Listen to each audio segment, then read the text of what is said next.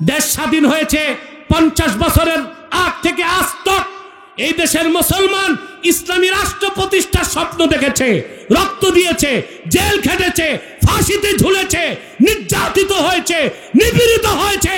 আর কারো কথা জাতি শুনবে না। আমরা ইসলামী রাষ্ট্র দেখতে চাই। ইসলামী রাষ্ট্র চান না কল্যাণ রাষ্ট্র? কত যুক্তি চান? এগুলো নিয়ে আমার কাছে আওয়ামী লীগ আমলে যত বুদ্ধিজীবী ছিল সবগুলো হারছে আল্লাহর রহমতে। এখন যেগুলো আছে, যে বুদ্ধি প্রতিবন্ধী পাগলাগুলো, পাগলা হারামজাদাগুলো, এগুলোর প্রত্যেকটাকে শীর্ষ সমন্বয়কদেরকে দিয়ে আমি চ্যালেঞ্জ করছি। আমি বলছি এখন আর অনলাইনে না, অফলাইনে হবে। আমি টিএসসিতে যাব, একটাও রাজি হয় না। ওই দূর থেকে ভ্যাঁ ভ্যাঁ করতে থাকে। বেটা হিম্মত থাকলে ডিবেটে বস। এই মুরদ নাই, এই হ্যাডম নাই। ওনারা বুদ্ধিজীবী, পলিসি মেকার। তোমরা যা চাও এই জাতি তা হতে দিবে না। এখন বাংলাদেশে কল্যাণ রাষ্ট্র চায় কারা? প্রশ্ন আসে না? আগে কিছু লোক যারা ইসলামী রাষ্ট্র চাইতো এরা গেছে ব্যারিস্টার হইতে বিলের, লন্ডন গেছে, কেউ গেছে আমেরিকা। এই লন্ডন আমেরিকায় যায়া পশ্চিমা দর্শন পড়াশোনা করে এদের ঈমান আকীদা নষ্ট হয়ে গেছে। এখন বাংলাদেশে ফেরত এসে এরাই বলতেছে ইসলামী রাষ্ট্র দরকার কি? ইউরোপ আমেরিকায় তো ইসলাম নাই, মুসলমান নাই, ওরা কত সুন্দর রাষ্ট্র চালায়। তা আমরাও যদি বাংলাদেশে কল্যাণ রাষ্ট্র বানাই তো রাষ্ট্র হইল, পশ্চিমা প্রভুরাও খুশি রইল, দুই কুল রক্ষা হইল। আমি বলি তোমাদের ঈমান আকীদা সব নষ্ট হইছে। কল্যাণ রাষ্ট্র আর ইসলামী রাষ্ট্রের পার্থক্য আমার ভিন্ন লেকচার আছে, ঘণ্টাব্যাপী লেকচার, দেখে নেবেন। আমি পৃথিবীর অনেক কল্যাণ রাষ্ট্র ঘুরছি। এই দ্বীনের চর্চা কতটুক গণ্ডির মধ্যে আপনি করবেন, এটা একটা বড় প্রশ্ন। আমরা মনে করি দ্বীনের কাজ হবে মসজিদে, মাদ্রাসায়, মাহফিলে, খানকায়, ব্যাংকে, আদালতে, অফিসে, সেক্রেটারিয়েটে, মন্ত্রণালয়ে। দ্বীনের কোনো কাজ নাই, ওইখানে দুনিয়ার কাজ। এটা মনে করি না? না। আল্লাহ রাব্বুল আলামিন তার আখিরি নবী মুহাম্মদ মুস্তাফা সাল্লাল্লাহু আলাইহি ওয়াসাল্লামের মাধ্যমে ১৫০০ বছর আগে যেই দিনকে পরিপূর্ণ করেছেন ইসলাম, সেখানে মানুষের ইহকালীন কল্যাণ, পরকালীন মুক্তির জন্য সকল সমস্যার সমাধান আল্লাহ তাআলা তার হাবিবের শরীয়ত দিন ইসলামে রেখে দিয়েছেন। দিনদার ইসলামকে গ্রহণ করার পর তার জাগতিক জীবনের সকল সমস্যার সমাধান করবে দ্বীনের আলোকে। তাহলে মুসলমান তার রাজনীতির ময়দানে রাজনীতির সমস্যার সমাধান করবে Abraham Lincoln, Karl Marx, Lenin, Stalin, Freud তাদের দর্শন দিয়ে না দ্বীন ইসলামের শিক্ষা দিয়ে? তাহলে মুসলমান কখনো দ্বীন থেকে তার রাজনৈতিক জীবনকে আলাদা করতে পারে না। এখন বাংলাদেশে নতুন ফেতনা চালু হয়েছে। একদল বুদ্ধিজীবী ভাগছে, আর একদল নতুন পাগল গজাইছে। এরা সমন্বয়কদের মাথা নষ্ট করতেছে। সমন্বয়কদেরকে শিখাইতেছে রাষ্ট্রের কোনো আদর্শ থাকবে না, রাষ্ট্রের থাকবে পলিসি। এই জন্য অধিক সংখ্যক সমন্বয়ক যারা রক্ত দিয়ে দেশকে ভারতীয় আধিপত্যবাদ থেকে মুক্ত করলো, আমার এই সরল সহজ সমন্বয়ক ভাইরা বিভ্রান্ত হয়ে যাচ্ছে। ফরহাদ মজহার, সলিমুল্লাহ খান, কলিমুল্লাহ খান, এই ধরনের কিছু বুদ্ধিজীবীর আবির্ভাব ঘটছে। তারা তাদেরকে শিক্ষা দিচ্ছে রাষ্ট্রের কোনো আদর্শ থাকবে না, রাষ্ট্রের থাকবে পলিসি। আমরা ইসলামী রাষ্ট্র চাই না, আমরা কল্যাণ রাষ্ট্র চাই। আর ইসলামকে বাদ দিয়া কখনো কল্যাণ রাষ্ট্র কল্পনা করা যেতে পারে। এখন আমার দুঃখ, প্রত্যেক রাজনৈতিক দল তার একটা বয়ান দিছে না? তা আমাদের আলেমদের বয়ান কই? কথা বলো, আমাদের বয়ান একটা লাগবে কি না? আমাদের কোনো ন্যারেটিভ নাই, আমাদের কোনো বয়ান। আমাদেরকে গলা উঁচু করে বলতে হবে আমরা বাংলাদেশকে ইসলামী রাষ্ট্র বানাতে চাই। বলবে মৌলবাদী, বলবে চরমপন্থা। আরে ভাই, তুমি গণতন্ত্র প্রতিষ্ঠায় গণতন্ত্রের পক্ষে সাফাই গাইবা, সেটা তোমার ফ্রিডম অফ স্পিচ, বাক স্বাধীনতা, ফ্রিডম অফ এক্সপ্রেশন, মত প্রকাশের স্বাধীনতা। আর আমি দিন ইসলাম দিয়া দেশ চলবে তা বলতে গেলে বলবা মৌলবাদ। এটা তো তোমাদের রাজনৈতিক ভণ্ডামি, এটা হচ্ছে তোমাদের পশ্চিমাদের শিখানো বিকৃত গণতন্ত্র। গণতন্ত্রের মানে কি? তোমরা একদিক দিয়া বলো গণতন্ত্র পুনরুদ্ধার করবা, আরেকদিকে বলবা কল্যাণ রাষ্ট্র চাই। কি রাষ্ট্র চায়? যদি গণতন্ত্র মানো সিদ্ধান্ত নিবে দেশবাসী। What is the principal concept of democracy? ডেমোক্রেসির মূল কনসেপ্ট কি? The decision of people much will be granted. অধিক সংখ্যক জনগণ যেটা চায় গণতন্ত্র বলে সেটাই প্রতিষ্ঠিত হবে। তো জনগণের কাছে ছেড়ে দাও। যদি অধিক সংখ্যক জনগণ চায় শরীয়তের আইন দিয়ে দেশ চলবে, তো বাংলাদেশ ইসলামী রাষ্ট্র হবে, কেউ ঠেকাতে পারবে না।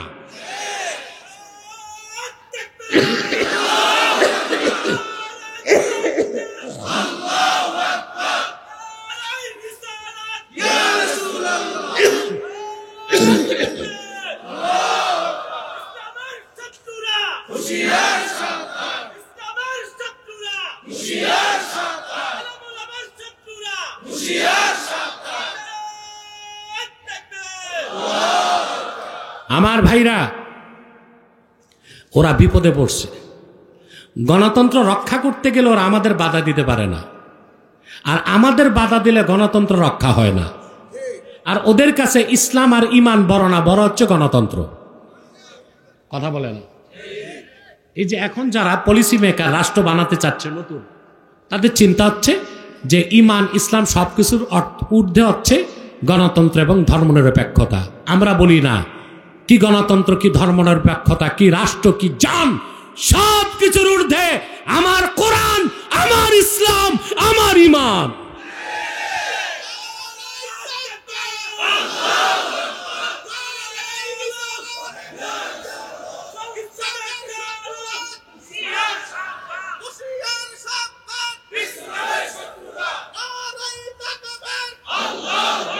এবার আসেন সাল্লাল্লাহু আলাইহি ওয়াসাল্লাম, এবার আসেন ইসলামে ফেকা দিয়া ইসলামী রাজনীতি আর ইসলামী রাষ্ট্র বুঝাই। কি দিয়ে? ফতুয়া লাগবে তো, কথা বলেন তো, ফতুয়ার জন্য তো ফিকা লাগবে, ঠিক লাগবে না? ইসলামী রাজনীতি আর সিয়াসিয়াতুল ইসলামিয়া, এটা কি ফরজ, ওয়াজিব, সুন্নত না নফল? ফরজ। এটা কি? সবাই একমত, সমস্ত আলেমরা একমত। উলামায়ে আরব, উলামায়ে হিন্দ, উলামায়ে আফ্রিকা, উলামায়ে আলম সবাই একমত। আসিয়াসিয়াতুল ইসলামিয়া জুজউল ইসলাম আল্লাযী লা ইয়াতাজাজ্জা। ইসলামী রাজনীতি দিন ইসলামের একটা অংশ। কোন মুসলিম ইসলামী রাজনীতি অস্বীকার করতে পারে না। ইসলামী রাজনীতি ফরজ, তবে এটা ফরজে কেফায়া। একটা দল কাজ করবে, বাকিরা সমর্থন দিবে। একটা দল, বাকিরা। এখন ইসলামী রাজনীতি যদি ফরজ হয়, তাহলে অবশ্যই ইসলামী রাষ্ট্র প্রতিষ্ঠা করাও ফরজ। কথা বলেন। তা আমরা কি ইসলামী রাষ্ট্র চাই না কল্যাণ রাষ্ট্র?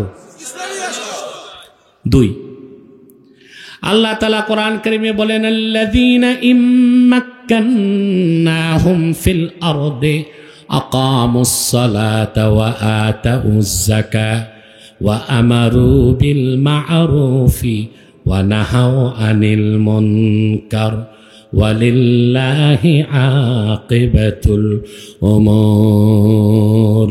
সূরা হজ 41 নম্বর আয়াতে আল্লাহ বলেন, যদি আমি মুহাম্মদ সাল্লাল্লাহু আলাইহি সাল্লামের ইমানদার উম্মতকে ভূখণ্ডের মালিকানা দান করি, ভূখণ্ডে তারা নামাজ কায়েম করবে, যাকাত আদায় করবে, সৎ কাজে আদেশ করবে, অসৎ কাজে নিষেধ করবে। তাই নামাজ প্রতিষ্ঠা ব্যক্তিগত জীবনও ফরজ। আর মুসলমানদের রাষ্ট্রীয় জীবনে রাষ্ট্রীয়ভাবে নামাজ প্রতিষ্ঠা করাকে আল্লাহ ফরজ করেছেন। যাকাত দেওয়া ব্যক্তি জীবনও ফরজ, রাষ্ট্রকে আল্লাহ দায়িত্ব দিয়েছেন জাকাত আদায় করবে।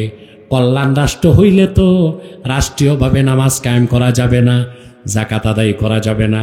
ইসলামী রাষ্ট্র হলে নামাজ কায়েম করা যাবে, জাকাত আদায় করা যাবে।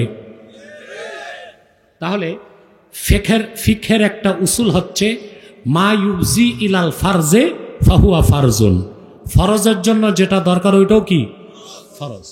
নামাজ পড়া কি, ওযু করা কি, ওযু করার জন্য পানি খোঁজা কি, পানি খোঁজা ফরজ না? আরে ভাই, ফেকার কিতাবে আসছে আপনি গেছেন জঙ্গলে, আফ্রিকার জঙ্গলে, নামাজের টাইম হয়েছে, ওযুর পানি নাই, হুকুম হচ্ছে 1 মাইলের মধ্যে পানি খুঁজবেন। কত? 1 মাইলের মধ্যে পানি নাই, টাইম করে চলবে। তাহলে নামাজ পড়া কি, নামাজের জন্য ওযু করা কি, ওযুর জন্য পানি খোঁজা কি? তা নামাজ প্রতিষ্ঠা, জাকাত আদায় করার জন্য ইসলামী রাষ্ট্র করা কি? ইসলামী রাষ্ট্র চান না কল্যাণ রাষ্ট্র? কত যুক্তি চান? এগুলো নিয়ে আমার কাছে আওয়ামী লীগ আমলে যত বুদ্ধিজীবী ছিল সবগুলো হারছে আল্লাহর রহমতে। এখন যেগুলো আছে, যে বুদ্ধি প্রতিবন্ধী পাগলাগুলো, পাগলা হারামজাদাগুলো, এগুলোর প্রত্যেকটাকে শীর্ষ সমন্বয়কদেরকে দিয়ে আমি চ্যালেঞ্জ করছি। আমি বলছি এখন আর অফলাইনে না, অনলাইনে না, অফলাইনে হবে। আমি টিএসসিতে যাব, একটাও রাজি হয় না। ওই দূর থেকে ভ্যাঁ ভ্যাঁ করতে থাকে। বেটা হিম্মত থাকলে ডিবেটে বস, এই মুরদ নাই, এই হ্যাডম নাই। ওনারা বুদ্ধিজীবী, পলিসি মেকার। তোমরা যা চাও এই জাতি তা হতে দিবে না। দেশ স্বাধীন হয়েছে 50 বছরের আগ থেকে আজ তক এই দেশের মুসলমান ইসলামী রাষ্ট্র প্রতিষ্ঠার স্বপ্ন দেখেছে, রক্ত দিয়েছে, জেল খেটেছে, ফাঁসিতে ঝুলেছে, নির্যাতিত হয়েছে, নিপীড়িত হয়েছে। আর কারো কথা জাতি শুনবে না। আমরা ইসলামী রাষ্ট্র দেখতে চাই।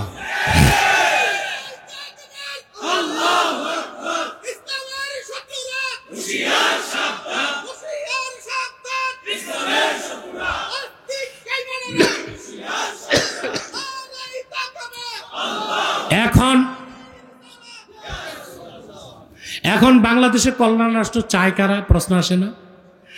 আগে কিছু লোক যারা ইসলামী রাষ্ট্র চাইতো, এরা গেছে ব্যারিস্টার হইতে বিলেত, লন্ডন গেছে, কেউ গেছে আমেরিকা। এই লন্ডন আমেরিকায় যায়া পশ্চিমা দর্শন পড়াশোনা করে এদের ঈমান আকীদা নষ্ট হয়ে গেছে। এখন বাংলাদেশে ফেরত এসে এরাই বলতেছে ইসলামী রাষ্ট্র দরকার কি, ইউরোপ আমেরিকায় তো ইসলাম নাই, মুসলমান নাই, ওরা কত সুন্দর রাষ্ট্র চালায়। তা আমরাও যদি বাংলাদেশে কল্যাণ রাষ্ট্র বানাই তো রাষ্ট্র হইল, পশ্চিমা প্রভুরাও খুশি রইল, 2 কুল রক্ষা হইল। আমি বলি তোমাদের ঈমান আকীদা সব নষ্ট হইছে। কল্যাণ রাষ্ট্র আর ইসলামী রাষ্ট্রের পার্থক্য আমার ভিন্ন লেকচার আছে, ঘণ্টাব্যাপী লেকচার, দেখে নেবেন। আমি পৃথিবীর অনেক কল্যাণ রাষ্ট্র ঘুরছি, কখনোই কল্যাণ রাষ্ট্র ইসলামী রাষ্ট্রের ফায়দা এনে দিতে। 2টা কথা বলছি, তারপর আমি মোনাজাত করে দিচ্ছি ইনশাল্লাহ। আপনাদের কল্যাণ রাষ্ট্র দেখতে আমেরিকা যাওয়ার দরকার নেই, ব্রিটেন যাওয়ার দরকার নেই, সুইজারল্যান্ড, ফ্রান্স, ওখানে যাওয়ার দরকার নেই। খুব কাছে হচ্ছে সিঙ্গাপুর। আপনি যে ঢাকা এয়ারপোর্ট থেকে আপনি যদি এয়ারবাসে বসেন, প্লেন যদি টানা চলে, মাত্র 3.5 ঘন্টায় আপনি চাঙ্গি এয়ারপোর্ট যেতে পারবেন। এ দক্ষিণ পূর্ব এশিয়ায় বলা হয় যে most richest and cleanest state in south Asia. সবচেয়ে ধনী আর পরিষ্কার দেশ সিঙ্গাপুর। আমি বহুবার গেছি, ওয়াজ মাহফিলে গেছি, এবং বাংলাদেশের কোনো আলেম বা স্কলার এতবার সিঙ্গাপুরে মাহফিল করতে যায় নাই আমি যতবার গেছি। এখন আমাকে যেতে দিচ্ছে না। এটা হচ্ছে আপনার এই যে বাংলাদেশে হোলি আর্টিজানে একটা ঘটনা ঘটছিল, এরপর থেকে ওখানে সিঙ্গাপুরে ওয়াজ মাহফিল মোটেও হতে দিচ্ছে না। না দিলে তো আর কিছু করার নাই। তা আমি বহুবার গেছি। আমি দেখছি কল্যাণ রাষ্ট্র কি দেয় মানুষকে। আমি প্রথম যেবার যে সিঙ্গাপুরে ল্যান্ড করলাম ফজর নামাজের সময় চাঙ্গি এয়ারপোর্টে, আমি এয়ারপোর্ট থেকে বের হয়ে দেখি কার পার্কিংয়ে এক বৃদ্ধা মহিলা আপনার জুসের যে কেন আছে এগুলো টোকাচ্ছে। তা আমার কথা, এইরকম একটা বৃদ্ধা মহিলাটা খ্রিস্টান, চাইনিজ, গেঞ্জি প্যান্ট পরা। তা আমার কৌতূহল জাগলো, এই সাত সকালে এরকম ভোর কাক ডাকা ভোরে মহিলাটা কার পার্কিংয়ে এগুলো টোকাচ্ছে কেন? আমি যে তাকে ইংলিশেই টক করেছি, সে বলল তার বয়স 93 বছর, মহিলা। সে বলল যে আমি বহু আগে রিটায়ার করছি, সরকার আমাকে যে ভাতা দেয় তাতে আমার চলে না, এজন্য এক্সট্রা টাইম আমি একটু কাজ করি, কিছু ডলার কামাই করি, সুন্দরভাবে চলতে পারি। মনে মনে ভাবলাম, গরিব বাংলাদেশে 97-93 বছরের দাদি বা নানিকে নাতিরা কাঁধে চড়ায়, আর একটা কল্যাণ রাষ্ট্রে 90 ঊর্ধ্ব বৃদ্ধা মহিলাকে কাজ করে খেতে হয়। এটাই হচ্ছে কল্যাণ রাষ্ট্রের সুফল। আসেন এবার, সিঙ্গাপুরের প্রধানমন্ত্রীর বেতন কত জানেন? বাংলাদেশের 1,20,00,000 টাকা মাসে। কত? কল্যাণ রাষ্ট্র। সেখানে তারা মানুষকে সুযোগ সুবিধা দিচ্ছে, সব দিচ্ছে, কিন্তু কামাই করতেছে যে 1 লাখ টাকা, 40,000 টাকা সরকারকে দিতে হচ্ছে। তো মানুষের রক্ত পানি করা ঘামের পয়সায় এরকম কল্যাণ রাষ্ট্র কি ভালো? কথা বলেন। ব্রিটেন যান, ব্রিটেনে যার কামাই 1 লক্ষ পাউন্ড, 40,000 পাউন্ড গভর্নমেন্টকে দিয়ে দিতে হচ্ছে। সুইজারল্যান্ডে 45% কর কেটে রেখে দেয় সরকার। তো এইভাবে জনগণকে শোষণ করে কল্যাণ রাষ্ট্র, এটা কি জাস্টিস না ইনজাস্টিস? বিচার না অবিচার? ইসলামী রাষ্ট্র দিয়েছে জাকাত ভিত্তিক অর্থনীতি। 1 লাখ টাকায় মাত্র 2,500 টাকা আপনি দিবেন জাকাত ফান্ডে। সুবহানাল্লাহ। আনুপাতিক হারে গরিব ধনী হয়, ধনী আরেকটু ধনী হয়, কেউ শোষক হয় না, কেউ পুঁজিবাদী হয় না। মানুষের পুরা জিন্দিগির মধ্যে একটা শৃঙ্খলা ফিরে আসে, সুষম বন্টন হয়, জনগণ তার অধিকার পায়। ইসলামী রাষ্ট্র যা দেয় কল্যাণ রাষ্ট্র কোনোদিন তা দিতে। দেখেন আপনি, ব্রিটেনে কি চুরি ডাকাতি নাই? কথা বলেন। আমি যখন ব্রিটেন সফরে গেলাম, দিনের বেলা বের হইতাম না ঘুরতে, মানুষ একটু ডিস্টার্ব করে। তো আমার ভক্তবৃন্দ আমাকে নিয়ে গেল রাত 2টায়। আপনারা জানেন ব্রিটেনে একটা দেখার মতো জায়গা হচ্ছে ওই আপনার লন্ডন ব্রিজ, ছবিতে দেখেন না? তে আমি লন্ডন ব্রিজ হেঁটে পার হচ্ছি, তো দেখি যত মাতাল যুবক যুবতী মদ খেয়ে টাল উচ্ছৃঙ্খল ভাবে চলাফেরা করছে। এখন আমি গাড়িতে মোবাইল রেখে বের হব, বলে মোবাইলটা নিয়ে নেন। বললাম কেন? বলে এইরকম ঘটনাও ব্রিটেনে আছে, মদ খেয়ে গাড়ির গ্লাস ভেঙে মোবাইল নিয়ে নেয়। তা আমি ভাবলাম এটা তো আমাদের গুলিস্তানের চেয়ে বেশি অনিরাপদ। গুলিস্তানের যে ছিনতাইকারী আছে পকেট থেকে চুরি করে, গাড়ির গ্লাস ভেঙে তো নেয় না। এই হচ্ছে কল্যাণ রাষ্ট্র। কল্যাণ রাষ্ট্রের কাজ হচ্ছে গৃহস্থকে বলে তুমি দরজা লাগায় রাখো, চোরের কয় তুই চুরি কর। এই হচ্ছে তাদের বাক স্বাধীনতা, এ হচ্ছে তাদের ফ্রি মিক্সিং, তাদের মধ্যে লিভ টুগেদার, যা খুশি তা করো। কল্যাণ রাষ্ট্র মানুষকে মানুষ হিসেবে মূল্যায়ন করে না, যান্ত্রিক জীব হিসেবে মূল্যায়ন করে থাকে।